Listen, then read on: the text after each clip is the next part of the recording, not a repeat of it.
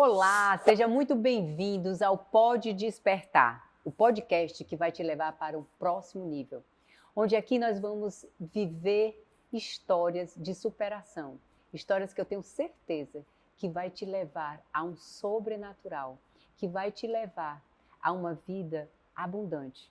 Então fica aqui conosco, porque a história de hoje, meu Deus, é incrível.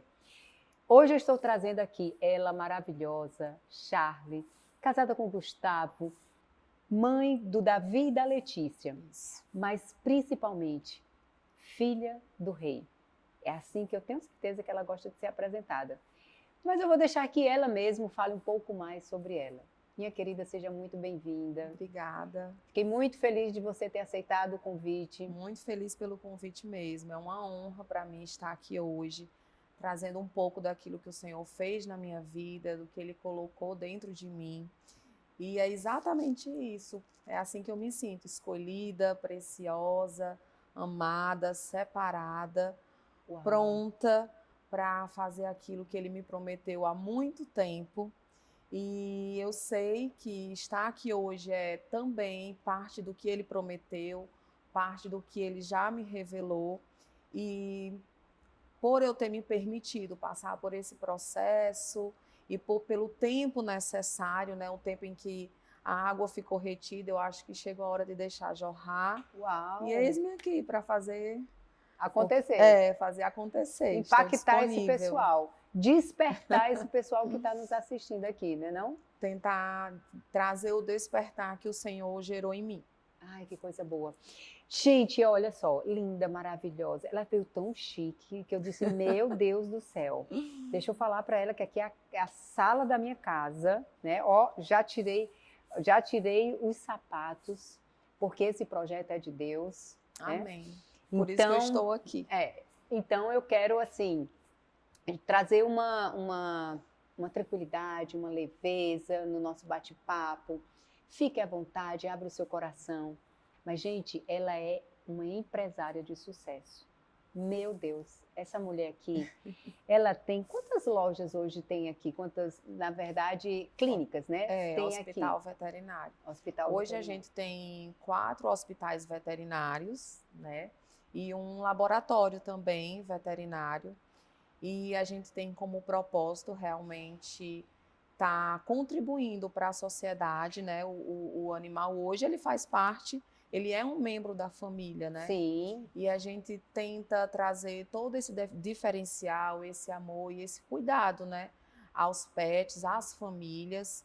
E a gente acredita que o Senhor nos confiou esse projeto. A gente acredita que a gente está ali para não só gerar saúde aos animais, mas para também prover sobre a vida de muitas famílias. Hoje a gente tem ali, acho que em torno de funcionários diretos e indiretos, cerca de 120 pessoas, né? Meu Deus É muita do céu, é muita gente. É muita gente, entre colaboradores, entre veterinários, médicos, psicólogos, empresas que trabalham, né, com serviço de consultoria e serviços terceirizados. Então é uma rede bem grande. Uau. E a gente tem a convicção e a consciência que é o Senhor que nos confiou isso. Meu Deus, que coisa linda. Você estava falando aí, Charlie, e o Senhor me trouxe aqui à mente o seguinte, ainda tem pessoas que não gostam de animais, né? Infelizmente tem. Tem pessoas que não gostam, e tem pessoas que às vezes têm um nível de religiosidade alta até, e quando a gente fala de um animal de uma forma, né, e a gente traz a essência de Deus, não que Deus está no animal, não é sobre isso, mas é porque Deus se manifesta através da natureza. Uhum. Então, se Deus se manifesta através da natureza, de uma planta, de um pássaro, né, por que não de um gato, de um cachorro e assim por diante? E aí, olha só, na história da Bíblia, quando Deus revelou o que ia acontecer, ele não disse simplesmente pegue a sua família, construa uma arca e vai que eu estou contigo, Noé. Não, foi o que ele falou? Ele deu um comando, ele deu uma orientação e para Noé levar os animais. Então assim, você aí que tem dúvida, vai ler um pouquinho a palavra, né? Mas, gente, olha, uma das coisas que eu busco fazer, sabe, Charlie? Que eu trabalho com essa parte da psique humana e tal. Uhum. O mundo está doente das Tá. emoções. Ansiedade, medo, depressão e várias outras coisas. E uma das coisas que eu falo e que eu pergunto se ela tem um pet. Por quê? Porque as pessoas elas estão falando umas das outras, estão convivendo muito mais com os aparelhos, né? Ela está longe de quem está perto e perto de quem está longe, porque elas estão conectadas no aparelho. Uhum. E aí, quando vem as disfunções emocionais, elas não sabem lidar com isso. E é exatamente o pet que consegue extrair o melhor daquela pessoa. Com certeza. E assim, diante do que você falou aí, da estrutura toda, se eu perguntasse para você, você tem um hospital, uma clínica veterinária, você trabalha com o quê? O que você diria? Qual era a palavra que você trabalha? Em relação aos animais, É. na verdade, em relação ao todo, a gente trabalha um pouco com as emoções, com a saúde e com as emoções. Muito bom. Na verdade, eu costumo muito dizer, né, que no consultório, além de consultar e de resolver o problema da saúde do pet, a gente também lida muito com as emoções dos tutores. Isso é inegável. Hoje, o público, a gente faz aquele estudo, né, do público, das características dos nossos clientes, e assim, impressionante, isso aí que você falou é bem verdade. Hoje as famílias, elas estão, devido aos vários, né, cenários que existem, são pessoas em que o pet ele faz parte da família, o pet é o filho, o casal, quando os filhos vão embora, o pet passa a fazer assim, passa a compor também o centro das emoções ali, da ligação do casal. A pessoa, muitas vezes, hoje, o casal muito jovem, não quer ter filho muito cedo, e aí tem o petzinho como filho. Então, isso é uma realidade, né? E devido a essas disfunções emocionais, é impressionante como o animal também tem ocupado esse lugar e até pagado um preço bem alto por isso, né? E na minha área ainda é mais complicado no quesito de que o ser humano se sente meio que proprietário e dono dessa vida, muitas vezes não entendendo nenhum contexto de que o animal ele também tem o início, o meio e o fim. Então é muito difícil realmente lidar com isso. Há um depósito muito grande nessas emoções e nesse sentimento que é muito difícil conscientizar o dono de pet sobre esse fim, sobre esse ciclo. Isso é bem desafiador. A perda, né? Isso. Porque um dos maiores medos do ser humano, o primeiro que ganha de todos os medos do ser humano, a ciência mostra que é de falar em público. O segundo é de perder um ente querido. Não é nem de adoecer, é de perder um ente querido. E o que você está falando é que um pet, ele é um ente querido, né? Ele faz parte ali da família. Então, perder, você ter um ente ali, né? Você ter um pet e você saber que ele tem um fim, então isso. É bem difícil. E uma outra coisa que me chamou a atenção que você falou, Charlie, é sobre as emoções. Porque assim, nós sabemos que os filhos repetem os padrões dos pais. Isso. E aí, a pergunta para uma especialista, que é você, um animal, ele reflete as emoções do dono? Os comportamentos dos animais, sim. O temperamento da casa, o comportamento dos membros da casa influencia demais, né? Não só na minha vivência na minha área profissional, mas até na vivência da minha casa, da minha família mesmo. Eu tenho 4 pets e a gente costuma dizer muito que cada um tem uma personalidade parecida com um dos membros da família. Então, isso é muito real, isso é muito palpável no dia a dia. Muitas vezes, quando um cliente chega ali na recepção, pelo próprio perfil dele, a gente já sabe como o animal vai se comportar. Isso aí, com certeza, há essa conexão, há essa conexão da criação com a criatura, né? Eu acho que quando o próprio Deus criou os animais e depois o homem, né?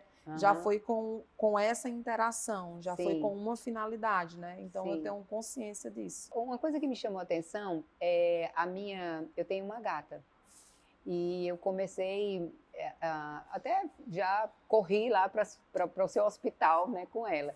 E eu nem sabia que o gatinho, ele tinha infecção urinária por questões emocionais. Eu Demais. viajei algumas vezes Eles sentem. e ela sentiu, e eu falei, meu Deus, mas a gente tem tanto cuidado com a alimentação, com isso, com aquilo outro e tal.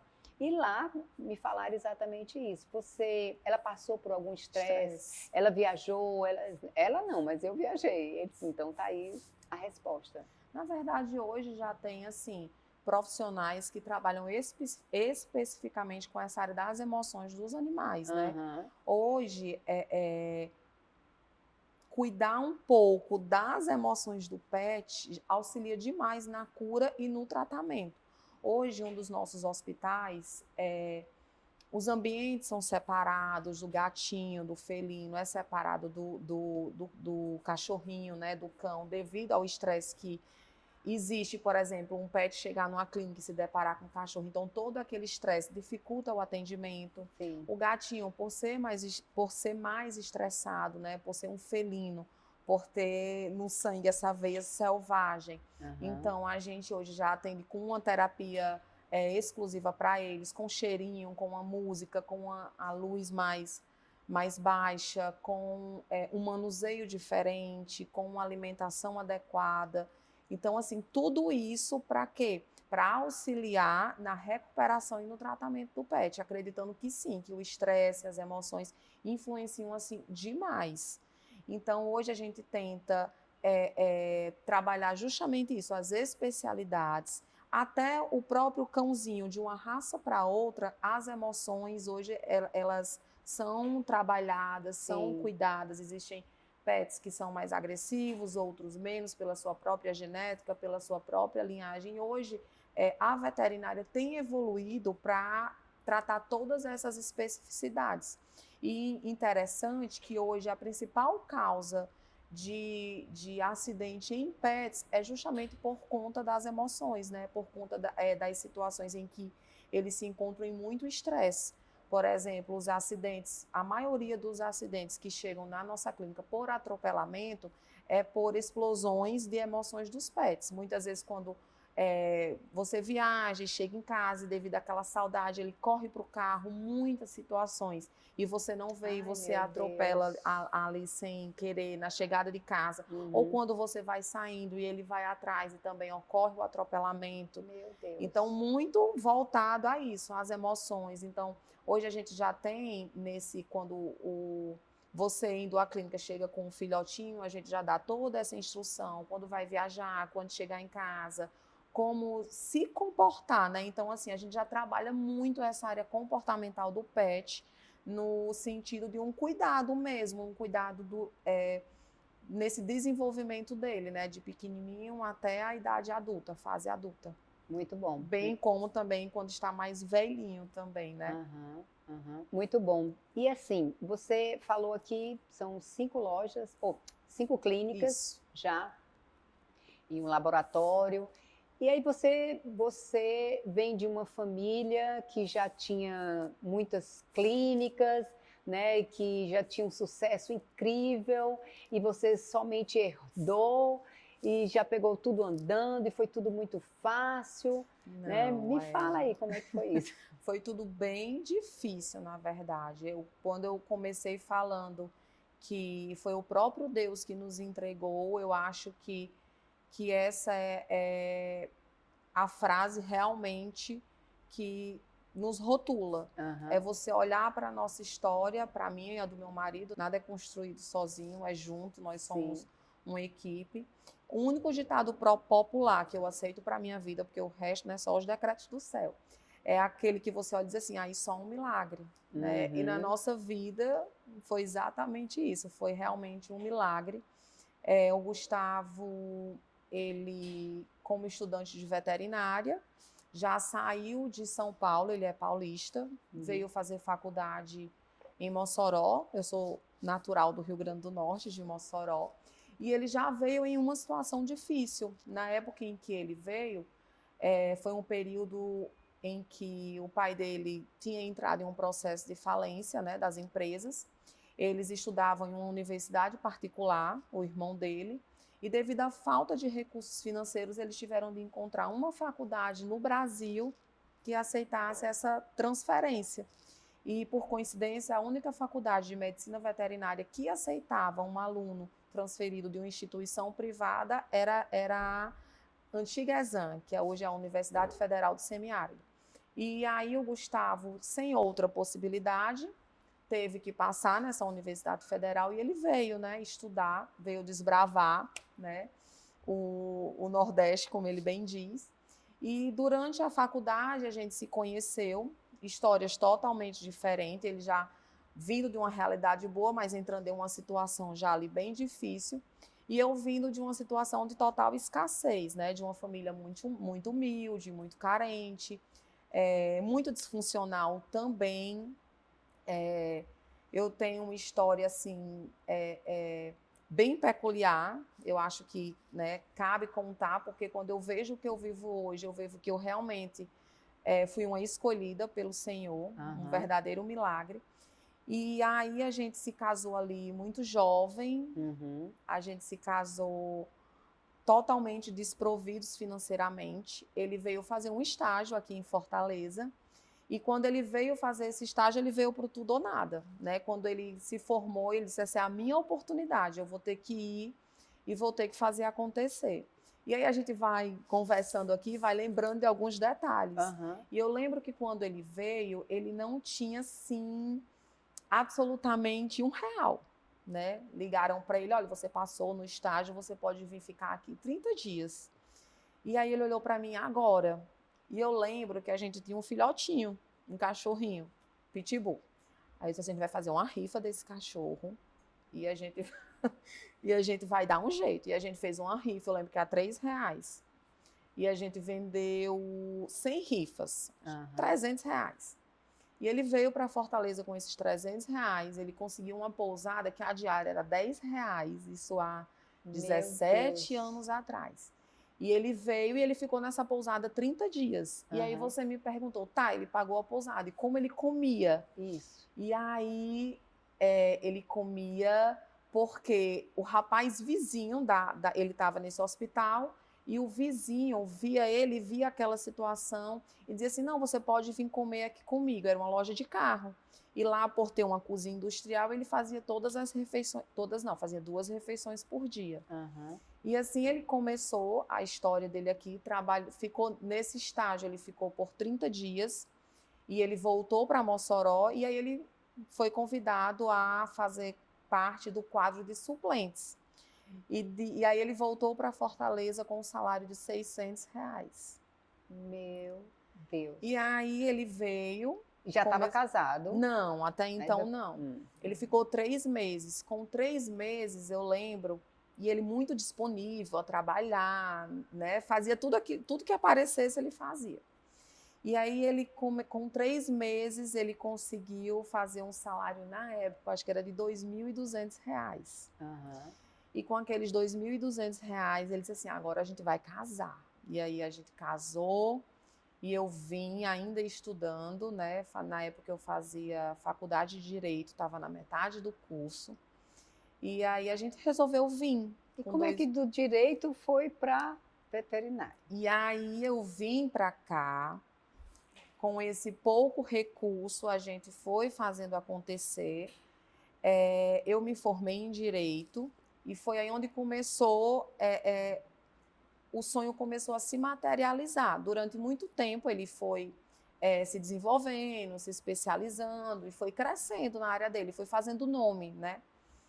Fez várias especialidades, viajou para fora do país, se capacitou.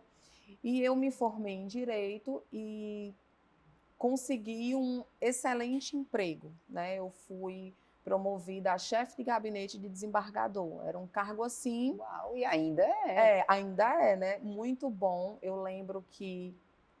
a gente começa a lembrar, né? Também não foi fácil. Eu para me formar, eu vendia chocolate na universidade, na rua, nessas lojas. Antigamente tinha muito Vivo, muito Claro. Nossa, tinha... mas eu pensei que você era filha de pais ricos, né? Não, Que não, você não, não, tinha, não. assim, né? Herdado tudo isso, essas clínicas e tudo mais. Não, Porque as não. pessoas, quando... É muito interessante, sabe, Charlie, que as pessoas olham o palco e elas muitas vezes comparam com o bastidor dela. E é injusto. Não. Por isso que é importante a gente trazer uma história dessa, trazer um bastidor para que as pessoas elas se inspirem. Não é para trazer ou causar uma sensibilidade ou uma dor, muito pelo contrário, é para mostrar que em meio às dificuldades que você teve, que o Gustavo teve, mas vocês romperam com tudo isso para chegar onde chegaram. Mas que houve algo, alguém principal que vocês colocaram diante de vocês para que vocês conseguissem chegar. Total, total. Eu lembro... Conta desse bastidor, conta dessa infância. Conto sim. Eu lembro que quando a gente chegou aqui em Fortaleza, os 3 primeiros meses, a gente, durante acho que 40 dias, nós comíamos pão com mortadela todos os dias. E aí eu lembro que eu olhava para ele e dizia assim, mas deixa eu ligar para o meu irmão, para eu pedir ajuda, né? A gente não precisa também estar passando por isso. E aí ele olhava para mim e dizia, não, eu te tirei da tua casa e eu vou conseguir, nós vamos conseguir, né? Sozinhos. E eu sofria muito porque eu via que ele estava meio que desesperado, né? Com aquela situação, com aquela responsabilidade. Embora para mim isso fosse comum, porque eu já vinha de uma história de muita escassez, né? Sim. Eu tanto vim de uma história de muita escassez material e de muita escassez emocional também. Então, para mim, naquele momento, estar com ele era tudo que eu tinha. Então, o que poderia ser para ele, o que ele muito objetivava, para mim não. Para mim, a constituição da família naquele momento era mais importante. Então, falando um pouco da minha história, né? Eu venho de uma infância bem peculiar, né? Desde o ventre da minha mãe, eu vou entrar bem nessa parte Sim, sim. De cura, bem espiritual mesmo. Desde o ventre da minha mãe, eu já fui rejeitada, né? Por uma situação que aconteceu entre os meus pais, por uma dúvida mesmo em relação à paternidade. E isso, para mim, hoje explica muita coisa. Sim. E dessa rejeição, com 9 anos, dos 5 até os 13 anos, eu sofri muitos abusos sexuais, né? E com 9 anos, teve também a questão da ausência materna, a separação dos meus pais. A minha mãe, ela deixou lá e eu fiquei morando com meu pai. E o meu pai, por ter que tomar uma situação de provedor do lar, eu meio que ficava jogada aonde desce. Um tempinho na casa da avó, na casa da tia, sozinha. Então eu tinha muito essa carência emocional, de cuidado, de afetividade. E como houve essa situação da minha mãe sair do lar e abandonar, como eu fiquei no ambiente do meu pai, era como se todo mundo, minha avó, os tios e todas as pessoas depositassem toda essa frustração da minha mãe em mim. Talvez por ser a filha mulher e por ter muitos traços dela. Então, assim, além de tudo, eu escutava muita validação negativa, muitas palavras negativas. Ai, não vai dar em nada, vai ser igual a mãe, enfim. E tudo aquilo foi marcando e foi gerando cicatrizes, né? Então, a minha primeira infância foi uma infância de muita escassez emocional. Sim. Entrando ali na fase da adolescência também foi uma fase muito complicada, porque eu não tinha uma referência de família, né? Era uma família onde havia muito alcoolismo, muito problema com vícios, muita separação, muito divórcio, muita confusão, muitos valores distorcidos, né? E aí era um ambiente realmente muito tóxico. E como eu não tinha, nada que me nutrisse emocionalmente e nem me desse uma direção, era um ambiente no qual eu realmente queria sempre não estar inserida. Então, eu sempre dava um jeito de fugir. E aí eu já vejo hoje como já era o cuidado de Deus com minha vida. Muito estudiosa, sempre tirava notas muito boas, né? Muito inteligentes, sempre estava entre as melhores colocadas da sala. Então, as mães meio que me queriam por perto, porque eu era meio que a boa influência na vida das filhas, né? Então, eu sempre estava em casa de amigas, e tiveram amigas muito pontuais. Então, assim, Deus sempre cuidou de mim, por mais que eu não tivesse a minha mãe, através das amigas, das mães das minhas amigas. Sim. Então, nesses lares, eu comecei a ter um referencial, né? Então, todos os dias, né, quando eu saía da escola, eu não ia para minha casa. Geralmente, eu ia para a casa de amigas. E foi nesses lares que eu comecei a dizer, é isso aqui que eu quero para a minha vida, né? Esse é o meu referencial, esse é o meu norte de família, e sempre eram lares cristãos, né? Sim. Então, aquele cuidado, aquela forma com que elas envolviam, era aquilo que, de certa forma, por mais que eu não soubesse como, era algo que eu queria. Sim. E muito jovem eu conheci o meu marido, só com 17 anos, ele foi meu primeiro namorado. E quando a gente começou a namorar, eu já coloquei na minha cabeça que o tipo de família que eu queria e que eu queria que fosse com ele. Sim.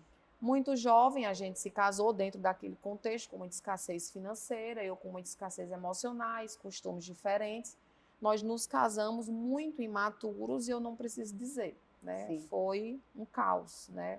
Foi realmente uma fase assim muito difícil, mas que o que me fazia permanecer era que eu queria a instituição família, eu realmente queria algo que eu não tive quando eu era pequena. Realmente eu não sabia como, mas eu objetivava aquilo ali. Charles, eu queria só abrir um parênteses aqui, para quem está nos assistindo. Olha só que interessante. Muitas vezes, a sua maior dor é ali onde está a solução. Porque ela traz uma história de ausência de mãe, de pai, e aí você, através do seu conhecimento, né, através que, assim, existe uma pirâmide das crenças: identidade, capacidade e merecimento. E aí eu vejo claramente uma crença de merecimento, que é o ter. O ter. Então, o que você buscava ter? Conhecimento. Então, através do conhecimento, você merecia o amor das pessoas. Então, isso fazia com que você ajudasse outras crianças e, de novo, reino de Deus, sempre pelo outro. Você ajudava as outras amiguinhas, você era uma boa influência para as suas amigas e, ao mesmo tempo, você era cuidada através da mãe delas. Então, você que está sentado aí, que está achando que tua vida, sabe, assim, não tem solução, ou então que você é vítima da vida, deixa eu te falar uma coisa: enquanto você se achar vítima, você vai continuar sentado na cadeira da vítima. Mas quando você pegar a tua dor e você buscar transformar isso, e você buscar fazer com que isso possa te impulsionar e impulsionar outras pessoas, aí sim você vai ter uma história de sucesso. E aí sim você vai chegar num outro nível e num outro patamar. E interessante que quando eu casei, muito jovem, né, como eu estava te falando, e por não ter muito conhecimento das emoções e de tudo aquilo que a gente, dessa primeira identidade que é formada na infância, né, de como a gente vai se construindo com o ser humano, quando eu casei com o Gustavo, eu depositei nele todas as minhas carências, carência de afetividade, de cuidado. Então, é como se eu tivesse jogado todas as expectativas nele, né? Sim. E por mais de toda a dificuldade, né, financeira que a gente passou ali no começo, de toda a escassez, eu costumo muito falar isso, sabe? Muitas vezes a gente realmente se vitimiza muito pelas situações. Eu já tive períodos de muita prosperidade financeira, né, mas de um péssimo momento no meu casamento, onde eu estava totalmente infeliz.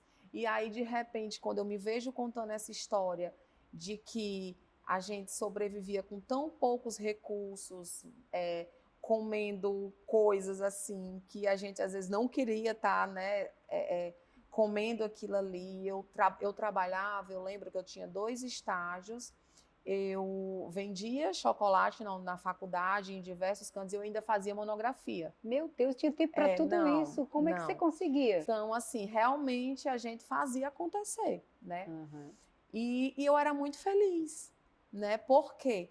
Porque eu tinha um lar ali, por mais que fosse, né, um lugar muito simples, mas era um lugar meu, né? Onde eu tinha um quarto, eu tinha minha casa. Então, eu estava muito feliz, mesmo com toda escassez, a gente estava muito bem como casal. E é onde a gente realmente não pode se perder, não deixar que a gente pule as prioridades, né, na nossa vida. E eu lembro que nessa trajetória a gente começou a crescer profissionalmente, eu me formei, consegui um excelente emprego e aí foram se abrindo as oportunidades, eu ganhando muito bem, ele também já ganhando muito bem, mas ainda sem negócio próprio, ele como um prestador de serviço e eu lá no Tribunal de Justiça. E aí eu lembro que o Gustavo ele foi a um monte, ele foi fazer uma especialização e caiu em uma oração. As coisas de Deus é assim. E a gente já vinha com planos de ter um negócio próprio, né? De ter um hospital veterinário. Um plano meu e dele, sonhos, né? De um casal jovem e sonhador. A gente já conhecia Jesus, né? Devido às dificuldades do início do relacionamento, mais uma vez, através de amigas. Eu fui muito bem acolhida em Fortaleza quando eu cheguei. Mais uma vez caí em casas assim. Eu tinha uma graça. E sempre eram com as mães das minhas amigas, é engraçado isso. Ou com as esposas dos meus chefes, elas gostavam muito de mim. E sempre fui muito acolhida, sempre tive essa base familiar e sempre em lares evangélicos.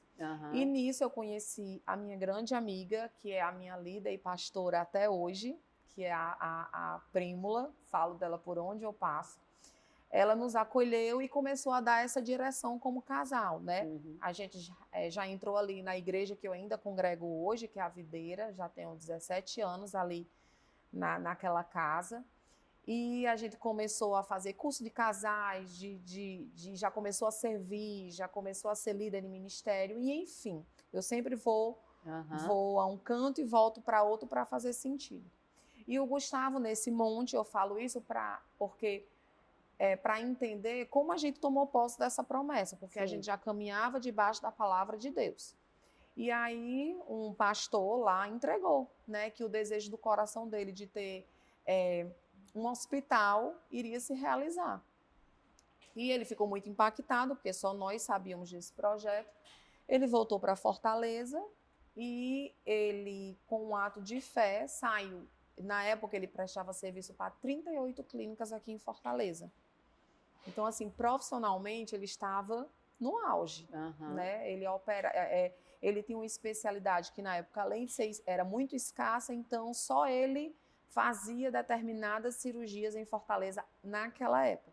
Gente, olha, Deus tem um senso de humor incrível, porque ele é especialista de quando nós estamos no auge, achando que a gente está assim, abalando, abafando, aí ele diz assim, deixa eu só te mostrar que não é você, foi eu que te coloquei aqui, e eu te coloco aonde eu quiser, e eu te faço prosperar aonde for. Porque eu tenho uma história semelhante com relação aí, no auge, aí para. Ele estava realmente no auge, tipo assim, a gente olhava e dizia, mas por quê, né? Tipo assim, a gente começou de quem comeu mortadela 1 mês, de quem eu saía com uma bolsa térmica com 100 trufas no Grande Circular, em Fortaleza, com uma mochila de um lado, chocolate do outro. Então, assim, a gente estava vivendo algo financeiramente, tipo assim, fazendo a primeira viagem internacional, podendo... Eu lembro que para a gente jantar fora, a gente só ia quando pessoas convidavam e a gente dizia assim, não, mas a gente não pode. E as pessoas sabiam a nossa realidade, diziam, não, vamos que a gente paga o jantar de vocês. E de repente a gente está podendo usufruir de coisas de que... E semear na vida de outros, porque eu conheço a sua Exatamente. vida e eu sei quanto vocês, né, como casal, vocês semeiam na vida de outras pessoas. Como Exatamente. vocês hoje pagam jantares para outras pessoas, né? Exatamente. E engraçado, Shirley, que quando a gente começou a servir, isso é algo, acho que eu nunca contei, vou contar aqui a primeira vez. Quando a gente começou a servir na igreja com o Ministério de Casais, a gente ainda não tinha, assim, uma prosperidade financeira. Mas eu lembro que muitas vezes, para receber aqueles casais, eu queria receber da melhor maneira. Eu lembro que muitas vezes eu tinha, assim, R$ 200 na conta. Eu gastava tudo para receber aquelas pessoas, sem saber o outro dia, na outra semana, mas eu dava o meu melhor para aquelas pessoas que o Senhor estava colocando ali nas nossas Sim, mãos, né, para sim. cuidar. E o Gustavo muitas vezes olhava para mim e dizia: eu não compreendo, às vezes, você. Isso não foi uma vez, isso foram muitos anos, né? Então, se eu pudesse receber aqueles casais e para fazer o que o Senhor tinha colocado no meu coração, eu pudesse dar tudo que eu tinha ali na minha conta, 100, R$ 200, eu realmente investia tudo, né? E eu acho que é por isso que Deus sempre me agraciou a minha vida através de outras vidas. É isso, né? Vida na vida do outro, vida gerando vida.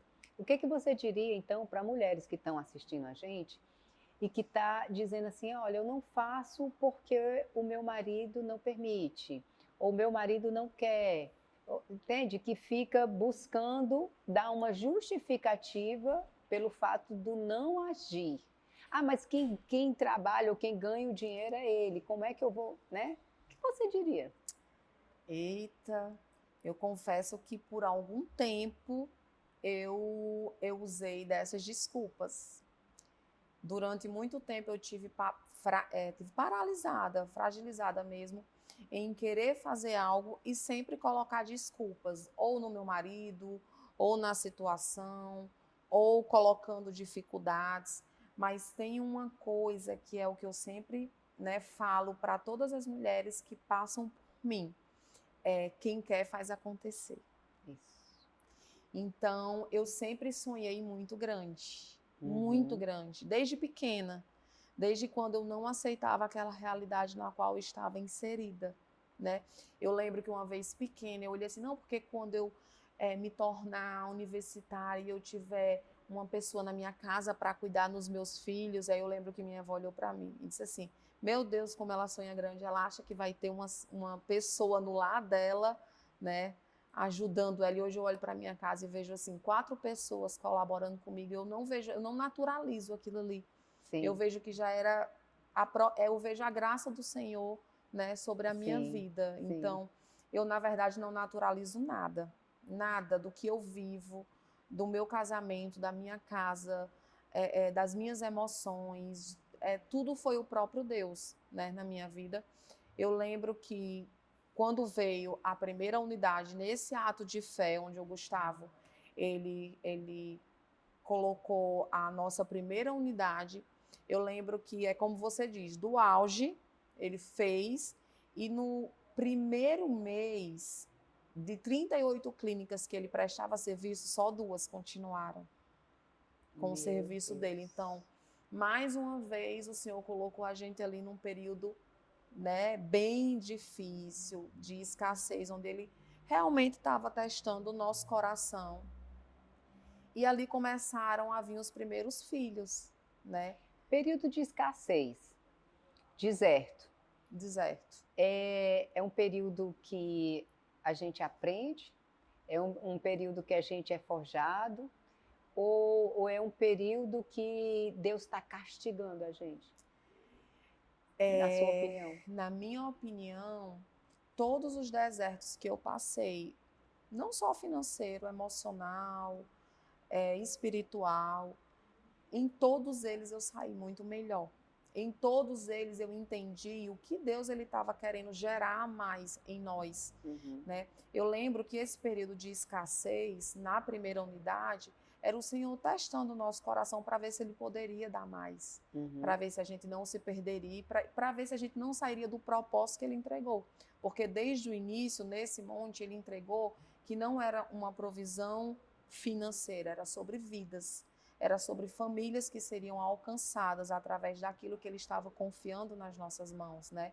Eu tenho colaboradores que estão com a gente desde o início. Lógico que numa conjuntura de 120 pessoas, muitas vão, né? Mas muitas ficam, né? E muitas têm a vida transformada através de nós. E esses períodos de escassez, ele foge a gente das mais diversas formas, né? O Gustavo, ele é muito colérico. Então, ele teve que ser forjado para lidar com tantas pessoas. O Senhor teve que trazer sobre ele esse domínio próprio, teve que lapidar muito a forma de falar, né? Então, a gente é forjado nisso. Eu sou muito sanguínea, então eu envolvo demais, mas isso também, às vezes, o Senhor lapida a gente para mostrar que antes de ajudar o próximo, a gente precisa estar bem, que antes de ser de dentro para fora, a gente tem que estar bem dentro, senão a gente não vai conseguir nutrir o outro lá fora. Então, Deus, ele vai forjando cada um naquilo que a gente precisa, né, para que a gente cumpra o nosso propósito. Trazendo uma clareza para quem está nos assistindo, porque às vezes quando a gente fala na linguagem, né, que é muito colérico, é muito sanguíneo, e aí pode ter pessoas que não entendem um pouco sobre isso. E o que a Jale está trazendo aqui é que cada um de nós temos um perfil, temos um tipo de perfil e temos uma linguagem que a gente se comunica melhor. Como assim, Shirley, uma linguagem? Uma pessoa que ela é sanguínea, ela já é uma pessoa que ela gosta de estar envolvida com outras pessoas. Isso. Ela traz essa questão do emocional, do toque, do se importar com o outro. Uma pessoa que ela é mais colérica, ela já é mais dominante, ela é mais direta nas palavras, ela não tem meias palavras, e isso muitas vezes é interpretado como alguém que é muito duro, é muito rígido. Às vezes até não, é grosseiro, e na verdade não é. É um tipo de comportamento, mas que esse comportamento, ele é resultado, ele é fruto de uma história de vida. Ela não nasceu sanguínea, o Gustavo não nasceu colérico, eles se tornaram com essas características devido à história deles. E essa história é que trabalha todas as nossas emoções, nossos comportamentos. Tudo. E o que você trouxe aí, olha, como é importante a gente olhar primeiro para nós. O que isso significa? Você precisa primeiro buscar um autoconhecimento, entender como você se conecta, como você gosta de que as pessoas falem com você, a história da linguagem. Mas lembre, não é uma desculpa, não é uma sentença. Um comportamento, ser sanguíneo, dominante, colérico, o que seja, isso não é uma sentença. Isso quer dizer que você tem traços de comportamento, mas que você pode mudar quando você se permite ser mudado por Cristo. Porque Exatamente. O nosso comportamento deve ser o comportamento de Cristo, a essência de Cristo. E quando você tem isso, aí você entende e você consegue flexibilizar para o outro. A gente precisa compreender a gente como ser humano como um todo, né? Isso. A gente estava falando muito de desertos, e eu, Gustavo, durante a nossa trajetória, a gente passou sempre por muito altos e baixos, né?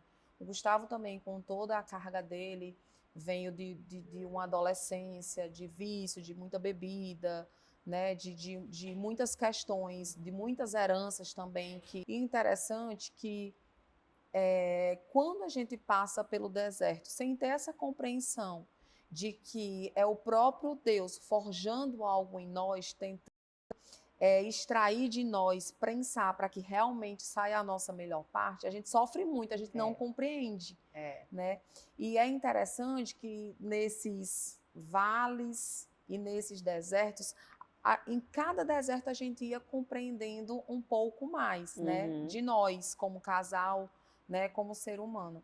E aí eu lembro que no auge mesmo, assim, a gente já bem financeiramente, prosperando, como casal, líder de ministério, eu lembro que a gente eu comecei a ficar um pouco, já ouviu falar em orgulho santo?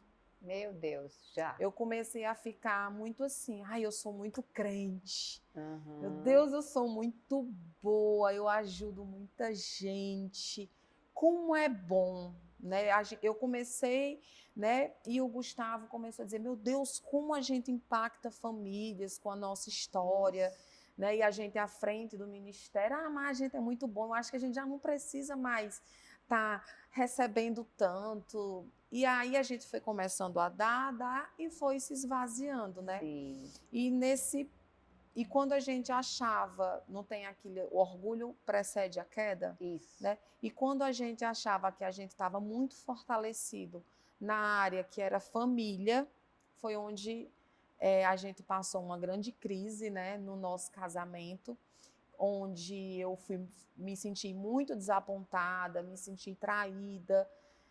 E naquele momento, era como se eu tivesse voltado aos meus 8 anos, 9 anos de idade. Sim. É como se o medo do abandono, da rejeição, dos traumas, parece que tudo... É o que nós chamamos na psicologia de gatilhos emocionais. Isso, exatamente. Né? As feridas, aí a luz vermelha acende, faz pent, Isso. pent, vai acontecer tudo de novo. E esse é o problema quando a gente, no percurso da vida, não tem a cura necessária. Sim. Né? E nesse momento de muita fragilidade da nossa aliança, do nosso casamento, perdoar aquela situação, né, para mim, realmente não foi difícil. Como eu já vinha há anos com muitos princípios, né, com a cultura do céu já muito firmada dentro da minha casa, a questão do perdão não foi difícil, né?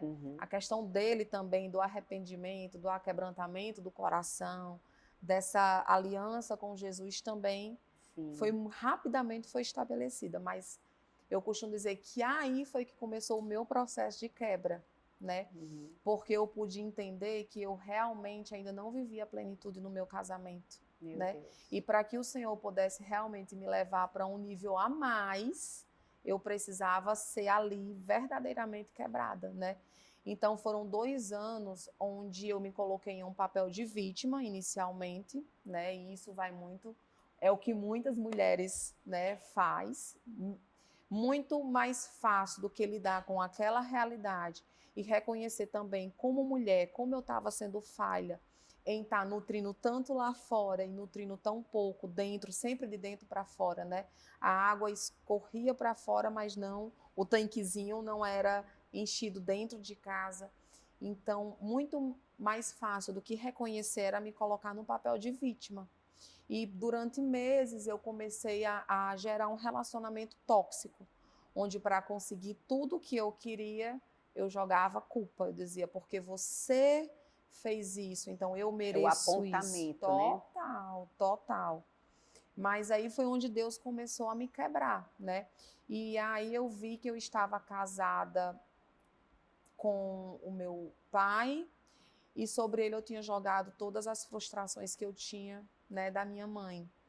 Todo o meu não entendimento, sabe, aquela falta de acompanhamento, aquela escassez e tudo aquilo, todas aquelas mentiras que eu tive que construir para sobreviver, eu tinha depositado sobre ele, né? E aí eu comecei a rejeitar o meu marido Mas espera aí, você não vai contar isso agora. Fica parado aí, não sai daqui, que temos muita coisa. Ela vai contar como foi que isso aconteceu, mas antes eu quero te falar uma coisa. Nós não conseguimos construir nada sozinhos. Nós precisamos de pessoas, nós precisamos de alguém que nos ajude, que esteja junto conosco. Sabe aquela frase clichê que diz assim, se você quer ir rápido, vá sozinho, mas se você quiser ir longe, vá acompanhado? Então, eu sou essa pessoa que eu quero ir longe, eu quero ir acompanhado. Então, eu preciso falar dos nossos apoiadores. E eu quero falar para você, olha só, saúde que jorra da pedra, água Serra Grande, obviamente, um dos nossos apoiadores aqui. Gente, temos aqui também a Casato, que está nos apoiando. Olha, tão bonito o cenário aqui. Meu amigo Eduardo Fontelli, foi ele que desenhou isso aqui, incrível. Ó, um beijo para você. Casa bonita, gente, olha só, casa bonita, luxo acessível, esse sofá lindo aqui, olha só que coisa maravilhosa.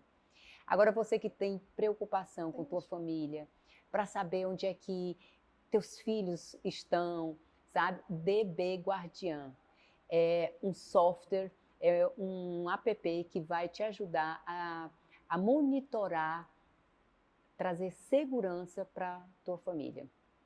E para a gente finalizar aqui, eu tenho ainda, já falei do meu amigo Eduardo Fontelli, a Jeep Via Sul.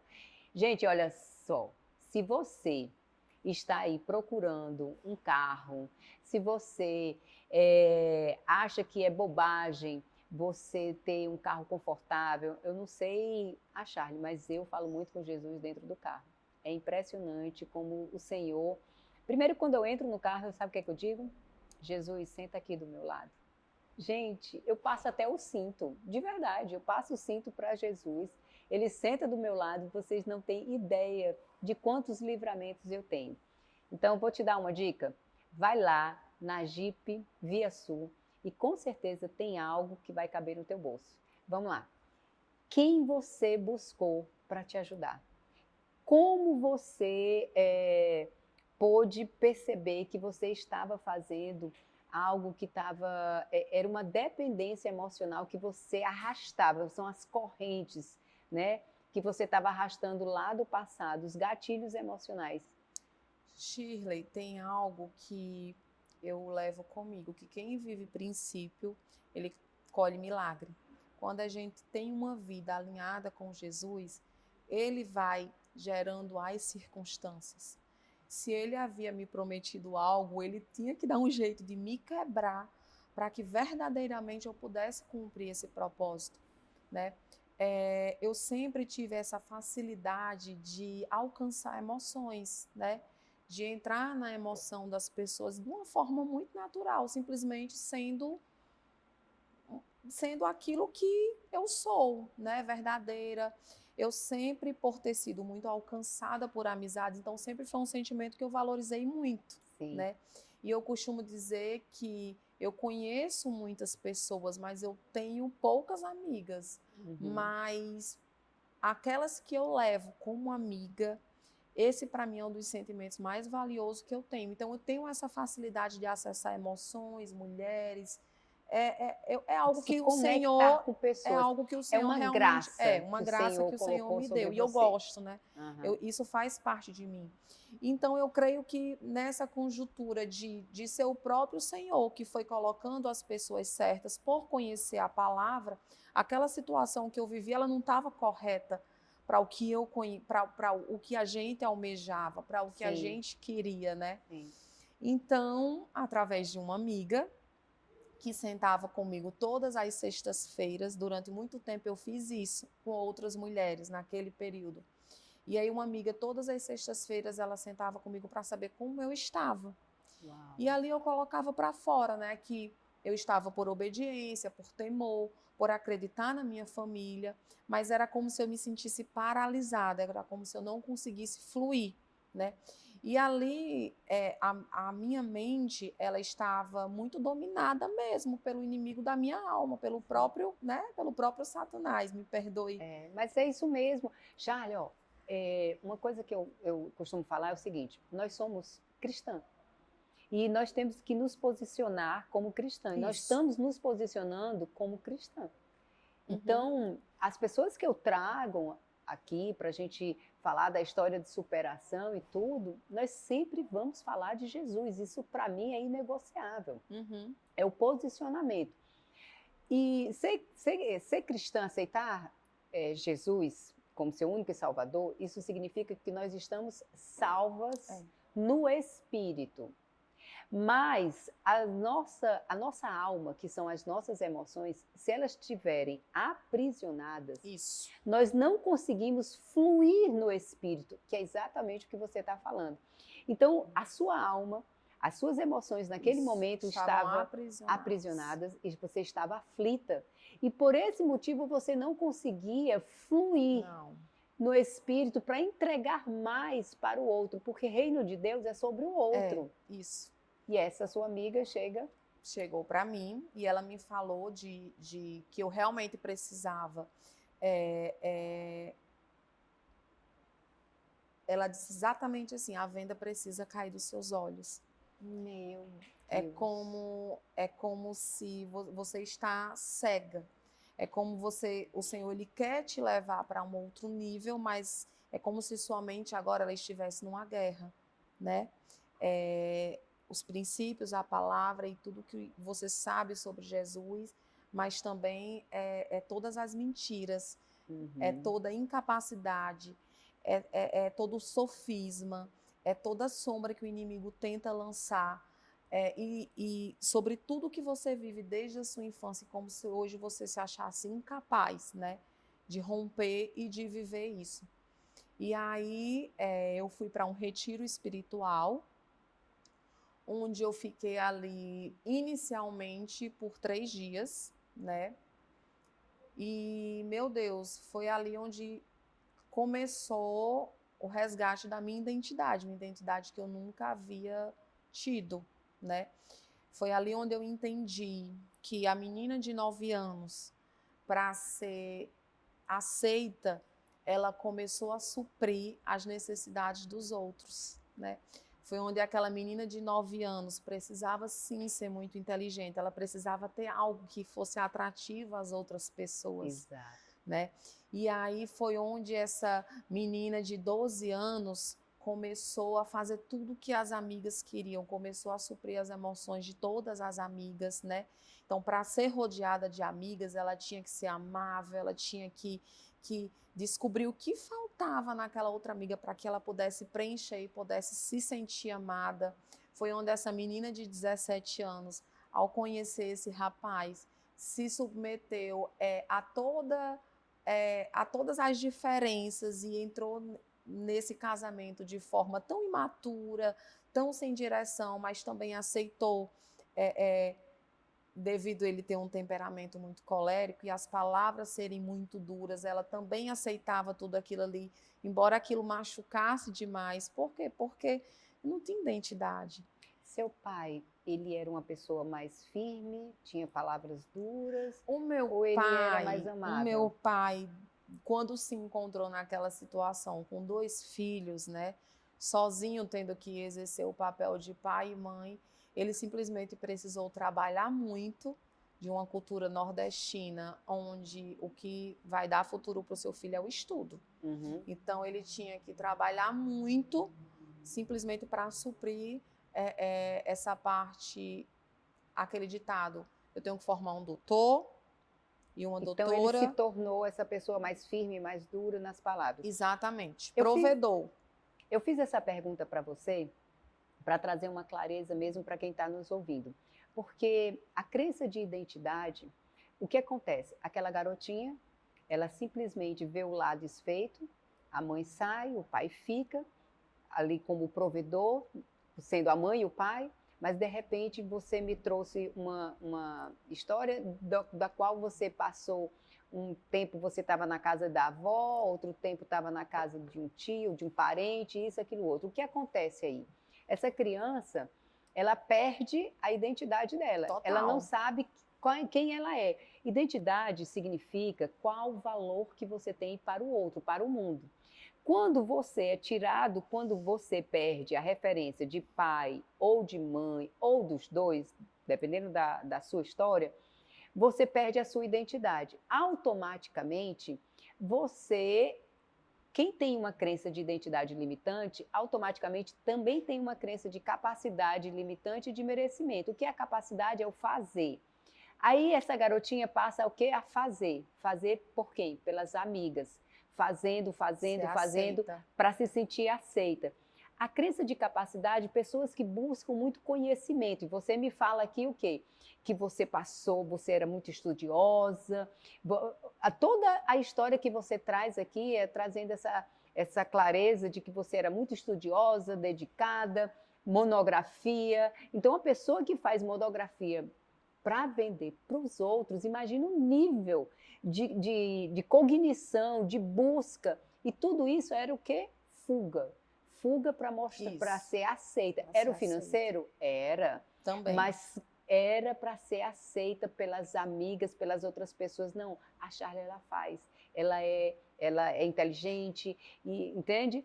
E aí você busca o quê? O ter. Então eu preciso ter um marido, eu preciso ter uma família, eu preciso. E nessa história do eu preciso ter, o ter o quê? É a crença de merecimento. Isso. Aí vem a questão da dependência emocional. Eu estou trazendo essa clareza porque quem está nos ouvindo, pode ser que tenham pessoas aqui que estão dizendo assim, mas eu estou vivendo uma relação de dependência emocional. Ei, para de culpar o outro. Primeiro sobre ponto. isso. Porque essa outra pessoa a qual você é dependente emocional, ela vem com uma história também. Total. Ela tem uma carga emocional aí também, ela tem uma história aí também. Que um dependente emocional atrai outro. Exatamente. E aí vai... ferida alimentando ferida. Alimentando ferida. É exatamente então, esse parente isso. era só para trazer esse entendimento para vocês. Interessante que eu sempre caía nesse tipo de relacionamento, em relação também a amizades, né? Pessoas que buscavam muito ser suprida nessa necessidade de ser atendida, como também de ser escutada. Eu era esse ouvido, eu era esse preenchimento também para pessoas que também tinham esse vazio, né? E isso me demandava muito. E foi o grande problema que eu tive no meu casamento foi esse, foi suprir demais, foi aquilo que eu lhe falei, foi suprir demais lá fora e deixar a começar lacuna aqui. Exatamente, a faltar dentro de casa. E aí, quando eu fui para esse retiro espiritual, eu lembro que a primeira palestra foi sobre paternidade.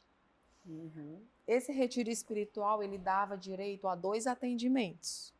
Eu fui atendida 9 vezes. Meu Deus do céu.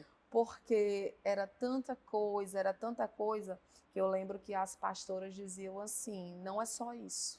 E aí elas me mandavam voltar, pensar mais um pouco, dormir, e foi muito forte, né? Ao ter terminado o 3º dia, eu lembro que a pastora Ezenete olhou para mim e disse assim, você não pode ir embora, você precisa ficar mais 9 dias para fazer um outro programa que tinha lá. E aí, foi aí onde começou o meu processo realmente de autoconhecimento, foi onde eu descobri, onde eu resgatei a minha identidade, descobri o meu propósito, foi onde eu entendi que tudo aquilo que foi declarado sobre a minha vida eram mentiras, né? Então eu tive que desconstruir algo que foi formado ao longo da vida, e eu passei a compreender que eu poderia resgatar a minha identidade. E aí eu fiquei esse período nessa imersão espiritual, onde várias coisas foram reveladas, onde eu pude me enxergar de uma forma diferente. E eu saí de lá sabendo reagir a essas amarras que me aprisionavam, né? É como se toda mentira e toda sombra, ela tivesse realmente sido dissipada, e eu comecei eu aprendi a dar comandos à minha alma, né? Eu entendi quem eu verdadeiramente era, eu passei a ver o meu marido como meu marido e tirei dele toda a dependência emocional que eu tinha, assim como eu pude compreender, eu me machucava muito fácil com palavras, né?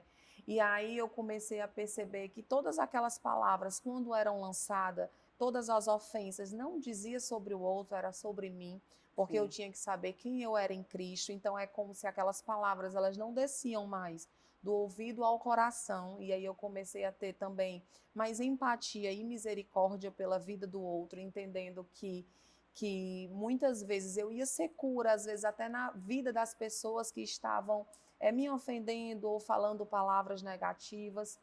E é interessante, Shirley, que foi exatamente a partir desse momento que o meu ministério ele começou verdadeiramente a fluir, né? E eu saí desse período de muita sombra, de muito choro, de muita prensa, de muita dor, com outro olhar. Eu lembro que quando eu saí daquele retiro, eu liguei para o meu marido, eu pedi perdão por tudo que eu tinha feito com ele, por todo o depósito emocional, por todas as palavras também que não eram para ele, né? Ali eu verdadeiramente liberei perdão. Eu falei no começo que eu sofri muitos abusos, né, sexuais, e aí foi um período também de liberar isso, de tirar esse peso, porque isso me atrapalhava muito na intimidade com o meu marido, né? E são amarras onde o inimigo ele vai roubando a sua plenitude, onde ele vai te tirando do teu propósito. E como eu vejo mulheres que hoje elas são aprisionadas e elas simplesmente não conseguem romper, elas não conseguem ter clareza do universo onde elas estão inseridas, e é como se elas ficassem rodando em círculos. Por quê? Porque elas estão presas a essas mentiras, elas não têm consciência, elas estão acostumadas a estarem inseridas e a estarem vivendo uma mentira e estarem totalmente fora de um propósito, e elas não conseguem fluir. Por isso que elas se sentem vazias, por isso que elas se sentem sozinhas, por isso que elas se sentem incompletas, por isso que elas se perdem nas emoções, por isso que muitas mulheres chegam aos seus 50 anos totalmente angustiadas. Eu não gosto do nome depressiva, mas eu tenho se um nomezinho. Sentindo vazias. Vazias. Perdidas. Perdidas, exatamente. Então, Charlie, uma pessoa que está vazia, perdida, não sabe para onde ir, é alguém que não tem o quê? Propósito. Propósito. Eu poderia dizer, porque assim, às vezes... Não sabe para onde vai. Isso. Não sabe aonde chegar. Isso. Não sabe o que tem reservado para ela. Ela não sabe quem ela é. Ela não, é porque o propósito eu não vejo como algo estabelecido, né? Eu vejo o propósito todos os dias quando eu acordo. Eu vejo o propósito nas pessoas nas situações que o Senhor coloca para mim naquele dia. Eu vejo o propósito em estar aqui hoje. Eu tenho certeza que aonde eu me movo, eu sei que é o Senhor me levando para aquilo que Ele me criou para ser. Então, o meu propósito é fluir na presença do Senhor por onde eu passar, fazendo isso da melhor forma e sabendo que quando eu faço em acordo com aquilo que Ele reservou para mim, o que vier, o que Ele me der, seja naquele momento um sim ou um não, vai ser o melhor que eu tenho para mim, desde que eu esteja debaixo da obediência, da voz e da direção dEle. Muito bom. Eu vou fazer uma metáfora aqui para vocês, é mais ou menos assim. Essa caneca aqui, ela foi criada para um propósito. Certo. Não é só o marketing, não é só porque tem a logo do podcast. Não, qual é o propósito dessa caneca? É colocar ou água ou um café, certo? Para que eu venha tomar, ok? Então, ela foi criada para um propósito, ok? Isso. Coloca isso aí do lado. Missão de vida. A missão de vida é aonde eu quero chegar. São os meus anseios, desejos, aquilo que eu quero para a minha vida em uma determinada estação. O propósito é um só. Quem foi que me criou? Quem te criou? Quem criou você? Ele criou a gente para um propósito, como foi criada essa caneca. E qual é o propósito de Deus na nossa vida? Tem a ver com o outro. É sobre o reino. Aonde eu vou semear, as pessoas que eu vou ajudar, as pessoas que eu vou impulsionar, e cada um de nós temos uma zona de graça. A zona de graça da Charlie é exatamente conectar pessoas, estar no meio de pessoas, é impulsionar pessoas. Por sinal, eu quero até que ela fale depois aqui, ela tem um projeto lindo para mulheres com propósito, né? E vou já deixar ela falar sobre isso, mas volto só para fazer um fechamento aqui. Então, essa clareza, ela tem que ser, ela tem uma importância, porque às vezes pessoas estão colocando missão de vida como propósito. A missão de vida é o que você quer, é o teu desejo, é o que você quer fazer da sua vida. E está tudo certo. Agora, propósito é aquele que o nosso Criador nos criou para sermos. Então, são coisas distintas, tá? Me fala também sobre o seu projeto de Mulheres com Propósito. Na verdade, eu costumo dizer que eu recebi do Senhor uma promessa, né, através de oração minha com Ele, né, através de escutar de forma audível e pessoal, através de homens de Deus que me entregaram, né, também essa palavra, de que eu tinha esse alcance sobre mulheres e sobre famílias. Então, por tomar posse disso, eu me movo e a minha missão de vida é percorrer um caminho que me leve a esse propósito, né? Então, o Ministério Mulheres com Propósito é um ministério de duas amigas, né? A Rebeca e a Tiane, do qual hoje eu sirvo com muito amor, com muita honra e com muita alegria. O Senhor colocou um amor em meu coração em relação ao ministério delas. O ministério da minha igreja também, o Paz para Toda a Vida, é um ministério onde eu e meu marido a gente serve há mais de 12 anos. É um ministério que realmente a gente ama e que a gente se entrega verdadeiramente. E de outros ministérios que têm esse chamado, onde precise dessa entrega e aonde o Senhor me colocar, eu estarei disponível a servir e a fazer com a graça e a bondade que Ele derramou sobre mim, falando sobre a vida de mulheres e sobre o que Ele fez comigo, que é possível, sim, diante de tantas impossibilidades, diante de tanta escassez, viver o milagre que eu vivo hoje. E eu falo desse milagre não só da questão financeira, mas é o milagre de você ter uma família constituída, saudável, um marido servo do Senhor, sacerdote de um lar, uma casa que serve que serve ao Senhor verdadeiramente, onde a nossa base, o nosso firmamento é Jesus, entendendo que se Ele nos tirar tudo e deixar a nossa família, nós ainda assim continuaremos sendo completos. Uau!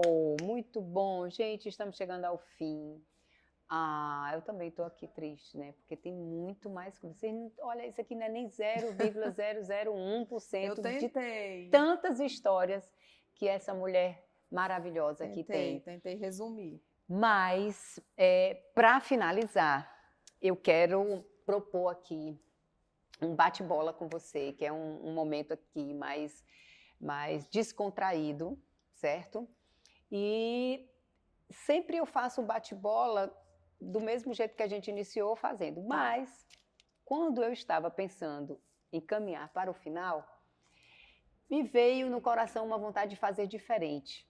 Eu estou achando a Charly muito formal, então assim, eu vou mudar, viu, gente? Eu vou sentar bem aqui, eu vou pedir para você tirar a sua sandália, sentar como eu, certo? Mais à vontade. Tá certo. E aqui um momento de descontração mesmo. Mudei tudo, né? Mas vamos lá, é algo que eu quero fazer diferente. Se puder, eu acho que aquela câmera vir para cá, eu acho que...